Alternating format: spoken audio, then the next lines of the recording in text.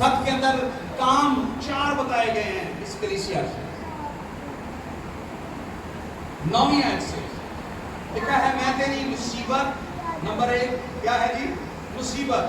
Number 2 غریبی جانتا ہوں. اور تیسری بات خداوند کہتے ہیں مگر تو دولت مند ہے. میں تیری مصیبت کو جانتا ہوں, میں تیری غریبی کو جانتا ہوں. اور پھر خداوند کہتے ہیں مگر تو کیا ہے؟ دولت مند ہے. اور چوتھی بات جو ہے وہ لان تان ہے. جو یہودی اپنے آپ کو یہودی بناتے ہیں لیکن ہے نہیں, وہ شیطان کی جماعت ہے, تو ان کے لان تان کو جانتا ہوں. یہ 4 باتیں خداوند کہتا ہے میں جانتا ہوں. اور اس خط کے اندر 2 بار لفظ آیا ہے میں جانتا ہوں. میں کیا کرتا ہوں؟ ہر خط میں یہ بات آئے گی کہ میں جانتا ہوں. جانتا ہوں کا لفظ آئے گا, لیکن اس میں 2 بار آئے میں جانتا ہوں. خاص اس لیے کہ خدا کی توجہ جو ہے وہ آپ کے اوپر ہے. اگر آپ مصیبتوں اور دکھوں میں زندگی گزار رہے ہیں تو خداوند کی خاص توجہ ہے آپ پر. لکھا ہے کہ میں تیری مصیبت کو جانتا ہوں. نمبر 1 کیا چیز؟ مصیبت. مصیبت کے لیے فلپسن لفظ استعمال ہوا ہے اور اس کا مطلب ہے ایسی اذیت, ایسا دباؤ, ایسی ازار رسانی جس میں کسی شخص کا نچوڑ کر خون بہا دیا جائے. ایسی مصیبت جو کسی انسان کے اوپر اتنا پریشر لے آئے کہ اس کی برین ہیمریج ہو جائے, دماغ کی نسی پھٹ جائے, یا اس کا ہاتھ جو ہے وہ پھٹ جائے. ایسی مصیبت ہے. تو خداوند کہتا ہے میں اس مصیبت کو جانتا ہوں جو تجھے پریشر دینے کے لیے, جیسے میں نے کہا سمرنا کی کلیسیا یعنی مر جو ہے اس کو کیسے نکالا جاتا تھا؟ اس کو پیسا جاتا, کرش کیا جاتا, اس کے اوپر ایسا پریشر دیا جاتا, پھر اس میں سے تیل نکلتا. تو یہ مصیبتوں میں سے نکلتی ہوئی کلیسیا ہے جس کا لہو بہایا گیا اور ستائی گئی, جو کہ اس کے نام سے ہی یہ ظاہر ہے کہ یہ کلیسیا ستائے جانے والی کلیسیا تھی. خدا کہتا ہے میں تیری مصیبت کو جانتا ہوں. یہ وہی الفاظ ہیں جو خروج کی کتاب 3 باب کی 7ویں آیت میں لکھے ہوئے ہیں. اگر آپ پڑھنا چاہتے ہیں تو پڑھ لیں.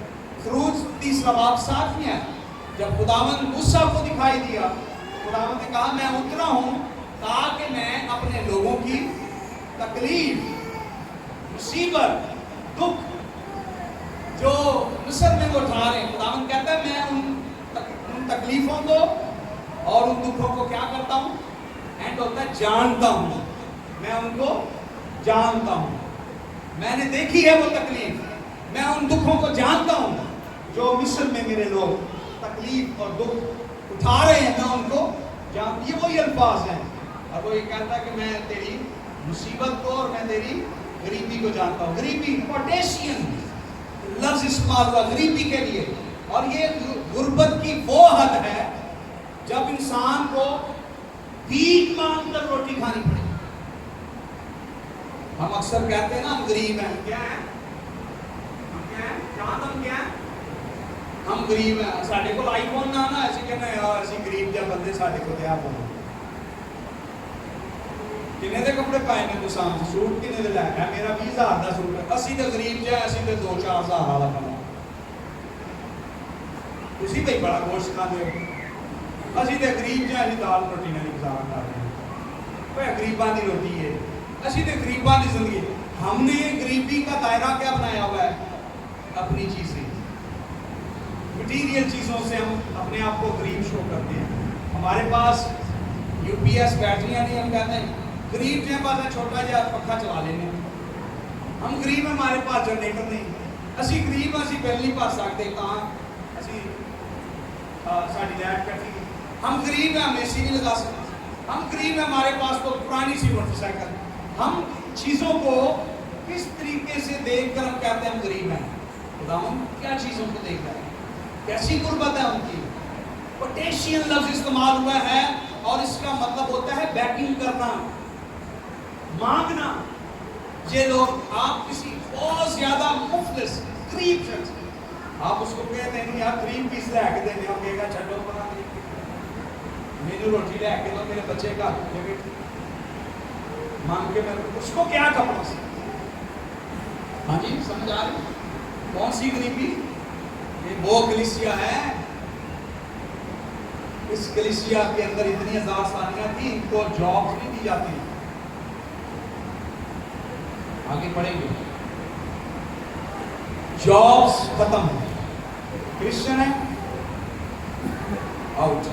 مجھے ایک بیٹی بتا رہی تھی کہ میرا پیسہ ایک جگہ انٹرویو ہوا، غور سے سنیں، بتا رہی تھی کہ میرا ایک جگہ انٹرویو ہوا اور مجھے سلیکٹ کر لیا گیا، مجھے پاس کر دیا انہوں نے. جی آپ ہماری ساری توقع پہ آپ پورا اتریں گے، آپ کی جو ہے ساری کاغذات بھی کلیئر ہیں، تو جاب آپ کی پکی ہے. آپ کا لیٹر بیٹا آپ کو نا آپ ای میل پہ آپ کو لیٹر مل جائے گا، تو آپ جوائن کر لیجیے. تو انٹرویو کرنے والے نے کہا تھینک یو. تو بیٹی نے آگے سے جواب دیا گاڈ بلیس یو. اب کوئی تھینک یو کہتا ہے تو پھر ہم بھی تو کچھ کہنا ہے. تو اس لڑکی نے کہا گاڈ بلیس یو. تو وہ کہنے لگے کہ آپ کرسچن ہیں؟ میں نے کہا جی. اچھا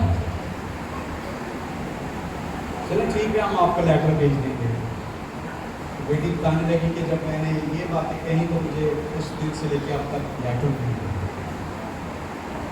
لیٹر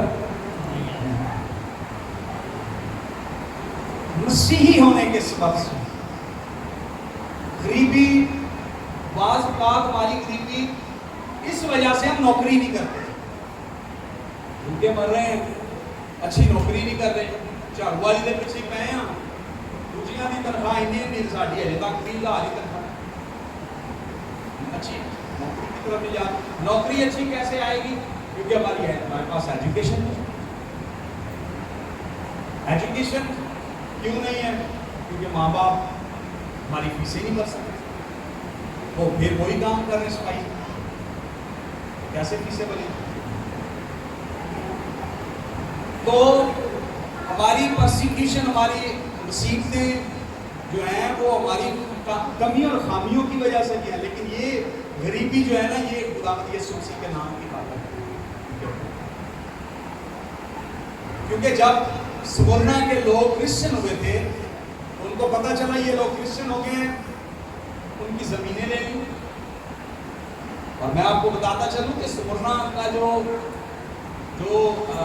شہر ہے سمرنا، آپ گوگل کریں اس کو، اتنی اس دور کے اندر کہتے ہیں کہ وہ سوئٹزرلینڈ تھا اس دور میں، اس دور کے مطابق وہ آج کا سوئٹزرلینڈ. اس وقت کسی شہر میں اتنی بڑی سڑکیں نہیں تھیں، ان کے پاس سڑکیں تھیں، ان کے پاس برج تھے، ان کے پاس بڑی عمارتیں تھیں، ان کے پاس ویلیز تھیں، ان کے پاس پہاڑ تھے. لوگ وہاں پر گھومنے پھرنے کے لیے آتے، تجارت، ارد گرد بڑے فانوس لگے ہیں، لائٹیں ہیں اور بڑا خوبصورت شہر ہے. لیکن چرچ کیا ہے؟ غریب ہے. چرچ کیا ہے؟ چرچ کیا ہے؟ چرچ غریب ہے. یہاں سب کچھ ارد گرد سب کچھ اچھی اچھی عمارتیں بن جائیں، بلڈنگز بن جائیں، سب کچھ ہو جائے، تو لانڈی جڑا ہے وہ بیچارہ پھر بھی لانڈی رہ جائے. کیونکہ یہ کیا ہے؟ یہ چرچ ہے، یہ غریب ہے. اسلام آباد میں کتنے لوگوں نے تمبو کالونی میں کی ٹینٹ؟ اسلام آباد میں کسی نے دیکھا؟ اسلام آباد میں کیا ہے؟ نہیں دیکھا؟ چلیں، بہت بڑی بڑی بلڈنگز ہیں اسلام آباد میں، بینک بنے ہوئے ہیں اور گورنمنٹ فلیٹس ہیں، آفیسز بنے ہوئے ہیں. اس کے ساتھ ایک نالے کے اوپر تمبو کالونی ہے اور لوگوں کو بڑی کھٹکتی ہے کیونکہ وہاں پہ سارے کرسچن رہتے ہیں. آس پاس تو بہت کچھ ہے، سڑکیں بھی ہیں، پہاڑ بھی ہیں، فلیٹس بھی ہیں، عمارتیں بھی ہیں، پلازے بھی ہیں، لیکن وہ غریبوں کی بستی، مسیحیوں کی بستی، وہ ان کو کھٹکتی. سو اسی طرح سے سمرنا کا جو چرچ تھا، کلیسیا تھی، ایماندار تھے، ان کی جابیں ان کو چھڑا دی، ان کی چیزیں ان سے چھین لی گئی کیونکہ وہ کرسچن ہو چکے تھے اور ان کو مصیبتیں دیکھنے کو مل رہی تھی. اور خداوند کہتا ہے کہ میں تیری مصیبت کو بھی جانتا ہوں، میں تیری غریبی کو بھی جانتا ہوں. چوتھی بات، تیسری بات لکھی ہے، بات تو دولت مند ہے. کیا ہے؟ خداوند کہتا ہے تو کیا ہے؟ تو دولت مند ہے. تو امیر ہے، دنیا تجھے غریب کر رہی ہے، دنیا تجھے نوکریوں سے نکال رہی ہے، لیکن میں تجھے بتا رہا ہوں کہ تو امیر ہے۔ آپ پہلا تیموتھیوس چھٹا باب اور اس کی 18ویں آیت پڑھیں، کن باتوں میں امیر ہے؟ اگر ہم اس وقت غریبی کی حالت میں ہیں، لیکن پولس کیا کہتا ہے؟ خدا نے ہم نکاموں کو، کینوں کو، مردودوں کو ہمیں حکمت دی تاکہ حکیموں کو شرمندہ کریں، حکومت والوں کو شرمندہ کریں۔ خدا نے ہمیں دولت مند بنایا۔ کن کاموں میں دولت مند؟ پہلا تیموتھیوس چھٹا باب 18ویں آیت، اچھے کاموں میں دولت مند بنے، لکھا ہوا ہے یہاں پہ، لکھیں، نوٹ کر لیں، اچھے کاموں میں دولت مند، ایمان کے کاموں میں دولت مند، پھر تو دولت مند ہے۔ موسیٰ کی طرح دولت مند بنے۔ عبرانیوں 11واں باب بولیں ذرا، عبرانیوں 11واں باب 24ویں آیت سے، ایمان ہی سے موسیٰ نے بڑے ہو کر فرعون کی بیٹی کا بیٹا کہلانے سے انکار کیا، اس لیے کہ اس نے گناہ کا چند روزہ لطف اٹھانے کی نسبت خدا کی امت کے ساتھ بدسلوکی برداشت کرنا زیادہ پسند کیا۔ غور طلب آیت 26ویں، اور مسیح کے لیے لان تان اٹھانے کو مصر کے خزانوں سے بڑی دولت جانا، مسیح کے لیے لان تان برداشت کرنا، مسیح کے لیے دکھوں کو برداشت کرنا، مسیح کے لیے چیزوں کو ترک کر دینا۔ اس نے بادشاہ کی بیٹی کا بیٹا کہلانے سے انکار کر دیا۔ کیوں؟ وہ بہت مالدار بن سکتا تھا، وہ یوسف کی طرح دوسرے درجے کا بادشاہ بن سکتا تھا۔ کیوں؟ کیونکہ مصر کے خزانوں سے زیادہ بڑی دولت اس نے مسیح کو سمجھا ہے، مسیح کے لیے لان تان برداشت کی، اور لکھا ہے مصر کے خزانوں سے بڑی دولت جانا ہے۔ کس کو؟ مسیح کو۔ اچھے کاموں سے دولت مند بنے، موسیٰ کی مانند عیش و عشرت کو چھوڑ کر مسیح کی خاطر لان تان کو برداشت کریں۔ آپ تم اس خزانے سے اور اس دولت سے بہت بڑی ہے کہ آپ مسیح کی خاطر کو برداشت۔ پہلا کرنتھیوں پہلا باب 5 ہے، مگر تو دولت مند ہے اچھے کاموں میں اور موسیٰ کی مانند لان تان اور دکھوں کو برداشت کرنا۔ پہلا کرنتھیوں 5 پہلا باب اور اس کی 5 ہے کہ تم اس میں ہو کر، کس میں؟ یسوع مسیح میں۔ جب تم یسوع مسیح میں آگے تو اس میں ہو کر سب باتوں میں، یعنی کلام، علم کی، ہر طرح کی دولت سے دولت مند ہو گئے۔ ہمارے پاس لکھا ہے، ہمارے پاس سونا اور چاندی ہے، اور کہتا ہے پترس کیا ہیکل کے اوپر ایک لنگڑا شخص بیٹھا ہوا، لکھا ہے کہ کچھ ملنے کی امید میں اس نے ان کے آگے ہاتھ بڑھا دیا تو کیا کہنے لگے؟ ہمارے پاس سونا چاندی نہیں ہے، لیکن ہم جو کچھ ہمارے پاس ہے ہم تجھے دیتے ہیں۔ حکم دیا، کیا تھا حکم؟ تھا اتھارٹی، اٹھ یسوع کے نام سے چل پھر، اور وہ اٹھ کر چلنے پھرنے لگا۔ ہاللیلویا۔ تم اس میں ہو کر سب باتوں میں دولت مند ہو گئے۔ سونا چاندی آپ کے پاس نہیں ہے، کوئی بات نہیں، اچھے گھر آپ کے پاس نہیں ہے، کوئی بات نہیں، لیکن اگر آپ یسوع مسیح میں ہیں تو آپ سب سے زیادہ دولت مند ہیں۔ ہاللیلویا۔ کہیں میں دولت مند ہوں، آج تو بات نہ کہو کہ میں غریب ہوں، کیونکہ ہمارا خداوند کہتا ہے میں تیری مصیبت جانتا، میں تیری غریبی، پر تو کیا ہے؟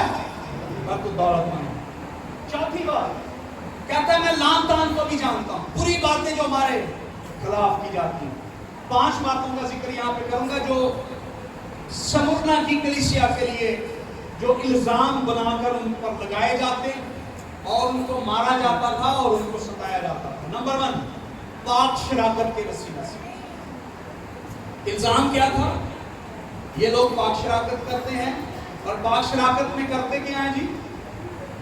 روٹی کو کہتے ہیں یہ خداوند کا بدن ہے، اور شیرے کو کہتے ہیں کیا ہے؟ بچوں بیٹھ جاؤ آرام سے. کیا ہے جی یہ شیرہ کیا ہے خداوند کا؟ یہ خون اور گوشت کھاتے ہیں لہٰذا یہ آدم خور ہیں. کیا ہیں؟ آدم خور ہیں. آدمیوں کا خون پیتے ہیں اور آدمیوں کا گوشت کھاتے ہیں. یہ الزام تھا پہلا. یہ لام بان تھی ان کے بارے میں. شاعر بانی تو کیا بنا دیا ہوں. پھر جیسے پولس کہتا ہے کہ تم شام کے وقت کھانا تیار کرتے ہو اور خداوند کا بندہ کہتا ہے وہ عشاء یعنی وہ کھانا خداوند کی شراکت کا کھانا کیونکہ تم کسی کا انتظار نہیں کرتے پہلی روٹیاں کھا جاتے. تو کلیسیا کیا کرتی تھی؟ کھانا تیار کرتی تھی اور سارے ایک ساتھ بیٹھ کر کھانا کھاتے تھے. اور ان کے اوپر یہ الزام تھا کیونکہ وہ میں تھی اور وہ کھانا تھا اور ان کے اوپر بیٹا بیٹھ کر ان کے اوپر یہ الزام تھا کہ یہ لوگ عیاشی کرتے ہیں. کیا کرتے ہیں؟ یہ پارٹیاں کرتے ہیں. یہ گھروں گھروں میں جاتے ہیں اور یہ پارٹیاں کرتے ہیں اور وہاں پر یہ شرابیں پیتے ہیں. سنیں یہ لان تان تھی اور ان کے اوپر یہ الزام لگائے جاتے ہیں. یہ بدچلنی کرتے ہیں, بدفعلی کرتے ہیں. تیسری بات, جب کوئی کرسچن ہو جاتا تھا اور وہ رومیوں سے کٹ جاتا تھا, ان کے دیوی دیوتاؤں کو نہیں مانتا تھا, تو مسیحی ہونے کے باعث وہ اپنے خاندان سے علیحدگی اختیار کر لیتا تھا. تو جو ایسا کرسچن ہوتا تھا اس کے اوپر الزام لگایا جاتا تھا کہ یہ خاندانوں کو توڑتا ہے, یہ اور بھی اکٹھے کرتا ہے اور ان کو بھی خاندانوں سے نہ کرتا. لہٰذا یہ لوگ جو ہیں یہ خاندانوں کا اتحاد توڑنے والے لوگ ہیں. سوچیں, آدم خور ہیں, عیاش لوگ ہیں اور پھر کیا ہیں؟ خاندانوں کو توڑنے والے, بد اخلاقیاں پیدا کرتے خاندانوں میں. تیسرا ان کے اوپر یہ الزام تھا کہ یہ کیسر کو بادشاہ نہیں مانتے. کیسر کو بادشاہ نہیں مانتے. یہ کیسر کو خدا نہیں مانتے. یہ نہیں کہتے سیزر از دا لارڈ. یہ بہت بڑا الزام ہوا کرتا تھا اس وقت. اگر کوئی کرسچن پکڑا جاتا تو ہاں جی پہلا سوال ہی یہ ہوتا تھا, ہاں جی کیسر بادشاہ نہیں, خداوند بادشاہ. کیسر بادشاہ نہیں ہمارا بادشاہ ایک ہی ہے, وہ خداوند ہے. اچھا سر قلم یہ ان کے اوپر لگائے جاتے ہیں. پانچویں بات, ان کا مال و اسباب. کرسچن ہو گئے ہیں لیکن مال و اسباب تو ہے, وہ محنت مزدوری کرتے تھے, ان کے پاس چیزیں ہوتی تھیں. تو اگر کوئی کسی کے اوپر یہ کیس لگ گیا ہے کہ وہ کرسچن ہے اور وہ عدالت میں آ گیا ہے تو بادشاہ نے فیصلہ کر دینا, جاؤ اس کا جو کچھ ہے وہ لوٹ لو. کیا کر لو؟ لوٹ لو جا کر.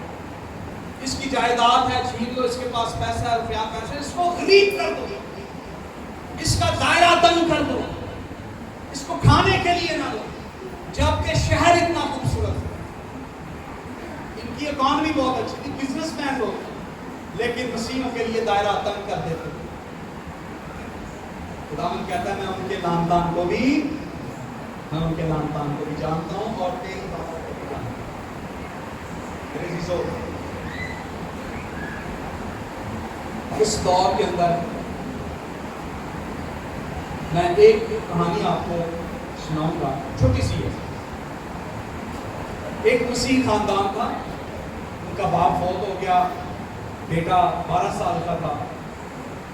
چرچ اس لیے ہے روم کرنا تھا, پڑھ لیجیے گا. اور عورت کو پکڑ لیا, انہوں نے کہا کہ کرسچن, ہاں جی کرسچن. انہوں نے کہا کہیں کہ کیسر بادشاہ ہے, خداوند بادشاہ نہیں ہے. انہوں نے کہا نہیں, خداوند بادشاہ, کیسر بادشاہ نہیں.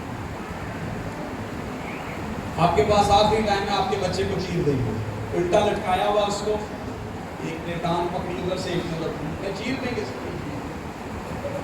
خداوند کا انکار کریں, کہتی نہیں. رونے لگ گئے. بیٹے نے دیکھا ماں رو رہی ہے, بیٹے نے ان سے کہا مجھے اپنی ماں سے بات کرنے دو. انہوں نے کہا شاید بچہ سمجھا لے.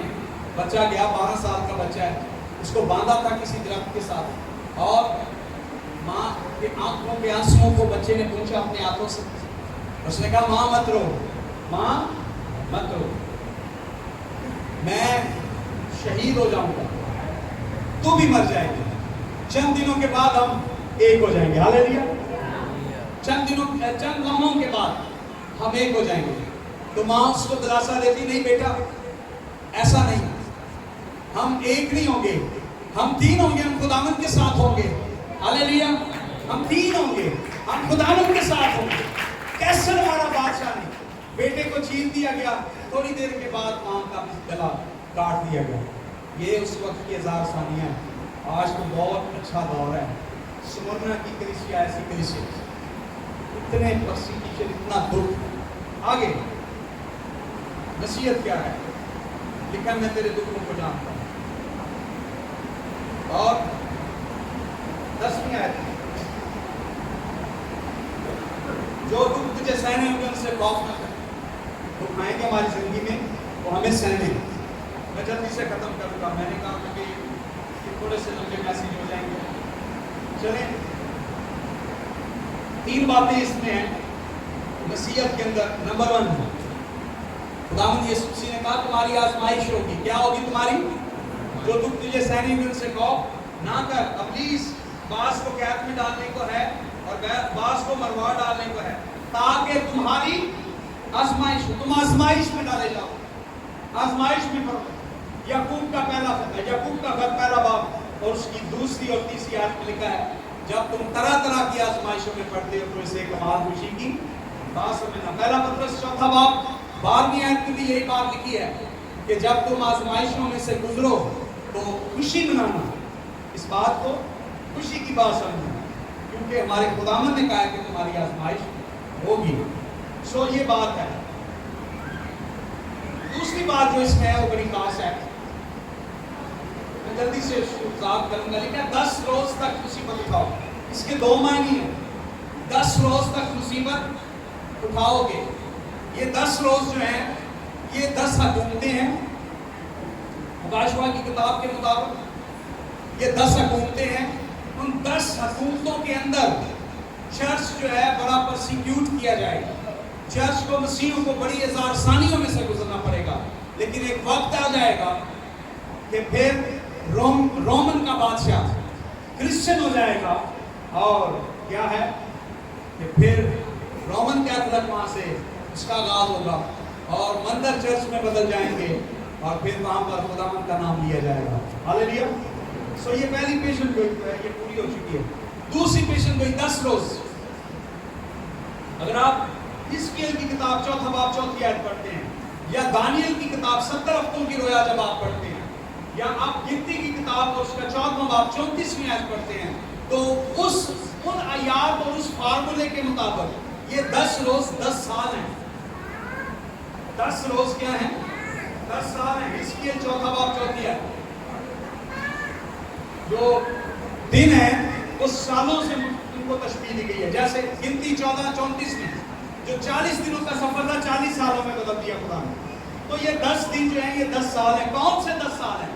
سن 313 سے لے کر سن 323 تک. یہ وہ 10 سال تھے جب بشپ پولیکارپ جو اس چرچ کا بانی تھا, اور اس نے سمرنا کے اندر بہت ساری کلیسیاں بنائی تھی, اور یہ یہاں پر مقیم تھا. اس کو یہیں پر شہید کیا گیا, اور تاریخ بتاتی ہے جب اس کو شہید کیا گیا تو اس کو باندھ رہے تھے. اس نے کہا کیا کر رہے ہو, باندھ کیوں رہے ہو مجھے, میں ہارنے والا نہیں ہوں. ہاللیلویا. میرے خداوند نے مجھے کہا تھا کہ جان دینے تک وفادار رہنا. اس نے مجھے خط لکھا تھا وفادار رہنا, مجھے کیوں باندھتے ہو. اس نے کہا مجھے کھلا رہنے تو لگا دو آپ مجھے. اور اسے کہا کہ تو انکار کر دے, تیرے پاس آخری ٹائم ہے. کہتا ہے 86 ایئرز, 86 برس وہ میرا خدا میرے ساتھ وفادار رہا. ایک ہی آیت میں اس نے مجھے کہا تو وفادار رہنا, تو میں کیسے اپنے خدا سے بے وفائی کر سکتا ہوں, جلاؤ مجھے. اس کو آگ لگا دی. دیکھ رہے ہیں کہ آگ تو لگا نہیں بندے, آگ اس کو آگ کا پامبڑ لگا ہے پر اس کو آگ نہیں لگ رہی. ایک بندے نے کیا کیا, اس نے کہا مرد ڈیا نہیں, بھٹا بندہ ہے, اور اس نے اس کے دیسا گھونپ دیا جیسے ہمارے خداوند کے. اتنا خون بہا, اتنا خون بہا کہ آگ بھی بجھ گئی سی. ہاللیلویا. روم جل رہا ہے, پڑھیے گا. پھر لکھا ہے وہ آگ جو ہے وہ بجھ گئی بشپ پولیکارپ کے بلڈ سے, ساری آگ بجھ گئی. اور لوگوں نے دیکھا کہ اس کے اندر سے ایک کبوتر نکلا, اب وہ ہنس رہا ہے, وہ خوش ہے. اس کلیسیا کے لیے اجر کیا تھا؟ وہ کا ذکر ہے 10ویں آیت سے پڑھیں گے تو لکھا ہوا ہے جان دینے تک وفادار ہے تو میں تجھے زندگی کا نمبر 1 اس کا اجر یہ تھا کہ یہ زندگی کا تاج پائے گی۔ خدا کی کلیسیا کے لیے امید ہے، موت ہے، مصیبت ہے، غریبی ہے، پریشانی ہے، لعن طعن ہے، لیکن خداوند کہتا ہے تو زندگی کا تاج پائے گا۔ یعقوب کا پہلا خط ہے، یعقوب کا خط پہلا باب اور اس کی 12ویں آیت میں ہے کہ جب تم مبارک ہے وہ جو مصیبت کو برداشت کرتا ہے، آزمائشوں کی برداشت کرتا ہے، جب مقبول ٹھہرا تو زندگی کا تاج پاتا ہے۔ اور پطرس اپنے خط میں کسی زندگی کے تاج کو پہلا پطرس 5ویں باب کی 4تھی آیت میں کہتا ہے جلال کا ایسا سہرا جو مرجانے والا نہیں۔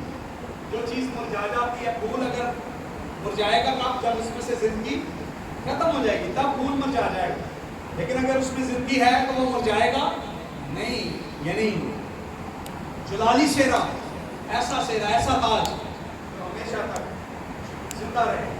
اور پھر دوسرا اجر ان کے لیے کیا ہے؟ جو غالب آئے اس کو دوسری موت سے کچھ نقصان نہ پہنچے گا۔ کاشفہ 20ویں باب کی 4تھی آیت میں یہ دوسری موت کیا ہے؟ آگ اور گندک کی جھیل ہے۔ وہ جو غالب آئے گا، جو مسیح میں قائم رہے گا، وہ آگ اور گندک کی جھیل میں نہیں جائے گا۔ اور 20ویں باب کی 6ٹھی آیت میں لکھا ہے ایسوں پر دوسری موت کا کچھ اختیار نہیں ہے، وہ 1000 سال تک خدا ان کے ساتھ بادشاہی کریں گے اور اس کے ساتھ ہوں گے اور وہ خدا کے بندے ہوں گے، خدا ان کا خدا ہوگا۔